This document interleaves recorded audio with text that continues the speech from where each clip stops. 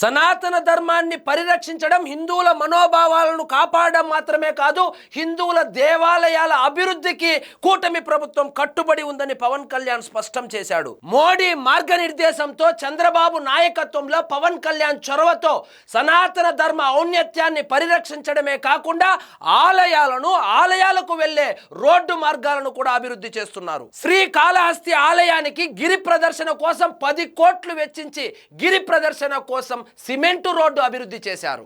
As Jagannathapuram Lakshmi Narasimha స్వామి ఆలయానికి 3,70,00,000తో ghat road నిర్మాణం చేపట్టి పూర్తి చేశారు. కోటప్పకొండ పరిసర ప్రాంతంలో 4 కోట్లు వెచ్చించి రోడ్డు వేసి ప్రజలకు అందుబాటులోకి తీసుకొచ్చారు. ఆత్రేయపురం వెంకటేశ్వర స్వామి ఆలయానికి 6 కోట్లు వెచ్చించి రోడ్లు వేశారు. మొత్తం 40 కోట్లు వెచ్చించి మొత్తం 22 ప్రధాన దేవాలయాలకు రోడ్డు సౌకర్యాన్ని కల్పించారు. ముఖ్యంగా తిరుమల తిరుపతి దేవస్థానానికి పూర్వ వైభవాన్ని తీసుకొచ్చారు. ఇది మంచి ప్రభుత్వం. రాష్ట్ర ప్రజలకు మంచి రోజులు వచ్చాయి. హిందూ దేవాలయాలు కలకలలాడుతున్నాయి.